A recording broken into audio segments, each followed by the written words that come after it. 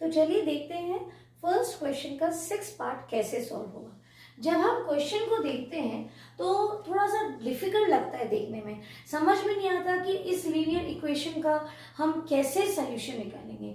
Solution निकालने का मतलब हमको एक्स और वाई की वैल्यूज निकालनी है और इस क्वेश्चन में मेथड दिया है जो आपको फॉलो करना है, दैट इज सब्स्टिट्यूशन मेथड। तो जब आप ये क्वेश्चन देखोगे तो दिखने में थोड़ा सा डिफिकल्ट लग रहा है बट इसको हम इजी बना सकते हैं। सो चलिए शुरू करते हैं इसका भी एक्सप्लेनेशन। देखो बेटा, जब भी इस तरह के इक्वेशंस रहेंगे आपके पास जिसमें आप देखेंगे न्यूमरेटर और डिनोमिनेटर दोनों साथ में हैं, तो हम कोशिश करेंगे, हमारा टारगेट होना चाहिए कि हम उसको इतना सिंप्लीफाई करें या उसकी इक्विवेलेंट फ्रैक्शन में इनको लेकर आए जिससे कि हमारा कम से कम डिनोमिनेटर सेम हो। तो ये हमने जूनियर क्लासेस में किया है। सबसे पहले सॉल्व करने के, जैसा कि मैंने आपको पहले बताया था, इक्वेशंस को आप नंबरिंग कर देना, ठीक है। ये हमारी फर्स्ट इक्वेशन थी, ये हमारी सेकंड इक्वेशन बुक में दी हुई है। अब देखो हम क्या करेंगे, जो ये फर्स्ट इक्वेशन है फ्रॉम इक्वेशन 1, हम क्या करेंगे, इसका हम एलसीएम लेंगे। क्वेश्चन लिख लेते हैं 3x/2 minus 5/3 is equals to -2। इस तरह से हम सॉल्व नहीं कर पा रहे तो हम इनका एलसीएम लेंगे। 2 और 3 का एलसीएम क्या होता है, 6। अब ये आपको पता है, अब हम डायरेक्ट करना चालू करें। 2 के टेबल में 6 कब आता है, 3 टाइम्स, उसको इससे मल्टीप्लाई किए, ये क्या हो गया 9x।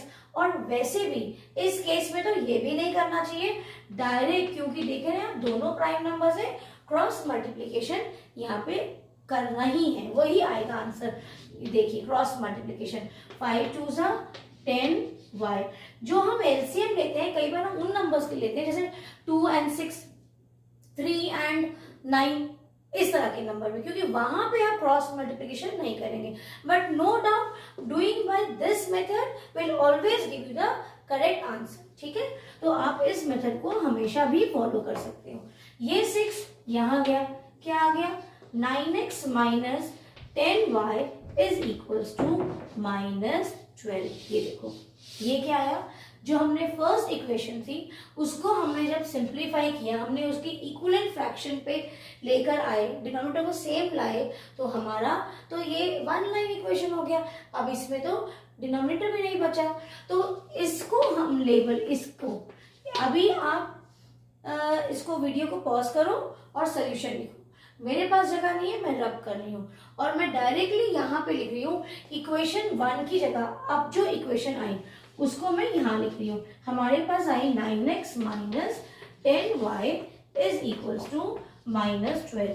इसको मैं नंबरिंग कर देती हूँ, थर्ड इक्वेशन, ठीक।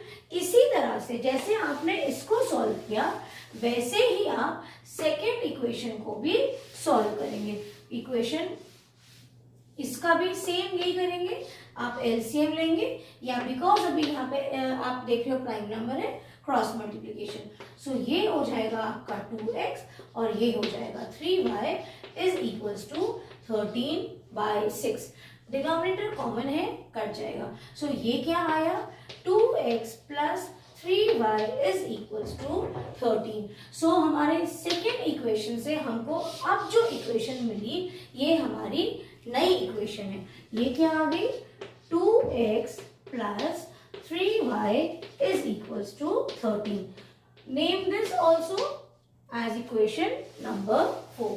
अब इस इक्वेशन का कोई काम नहीं, ये हमारी बन गई थर्ड एंड जो फोर्थ इक्वेशन है बेसिकली ये आ गई हमारी फाइनल इक्वेशंस। अब मेथड रिमेन्स द सेम।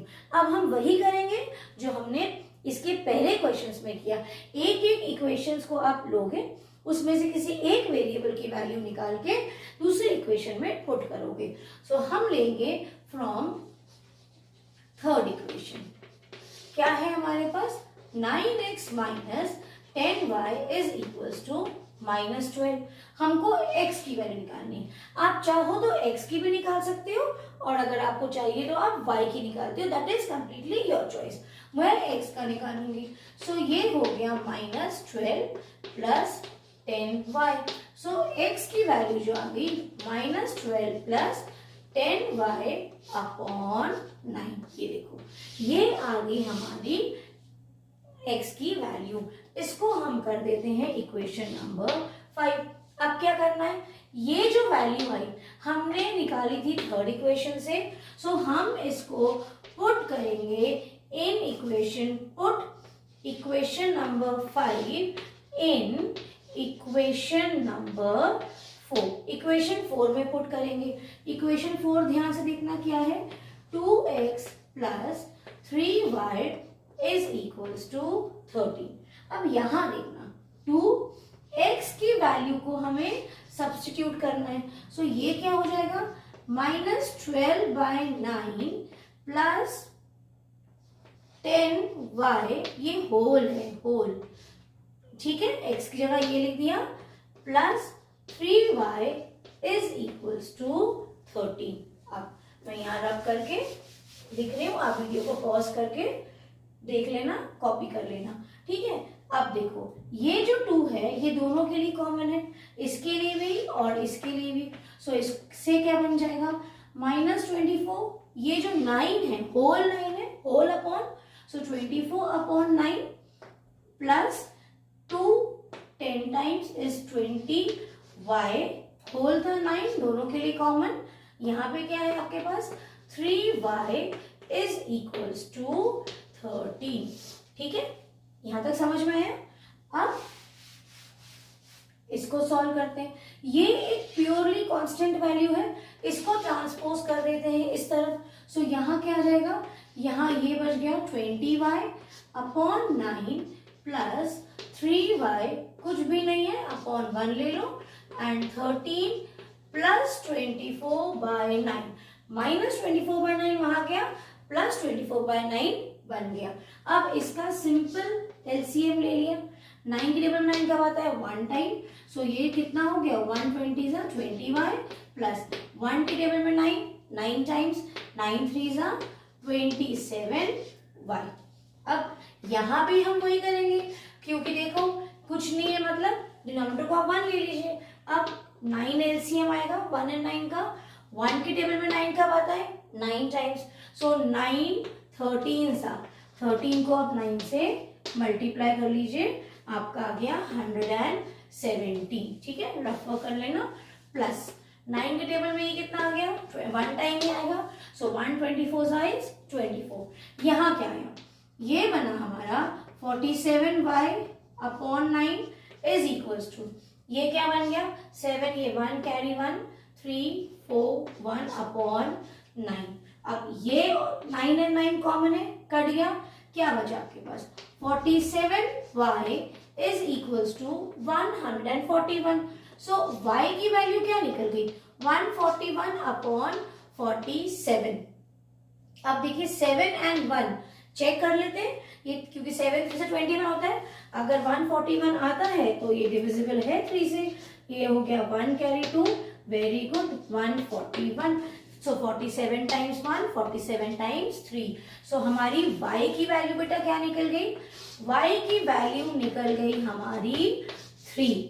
ये हमारा हुआ एक पार्ट कंप्लीट।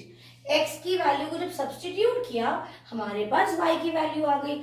अब आप देखो ये छोटा सा इक्वेशन लग रहा है, इसी में हम पुट कर देंगे। अब हम लिखेंगे put y is equals to 3 in equation number 4। देखो ये इंपॉर्टेंस है, इक्वेशंस को जब आप निकालते हो कोई नई इक्वेशन तो उनको नंबरिंग देने से ये इसकी इंपॉर्टेंस है, ये इसका फायदा है, क्योंकि आपको कौन सी वैल्यू किस इक्वेशन में पुट करनी है ये आप क्लियर मेंशन यहाँ पे अपने आंसर कॉपी में कर सकते हो, ठीक है। You can mention it very clearly and it will be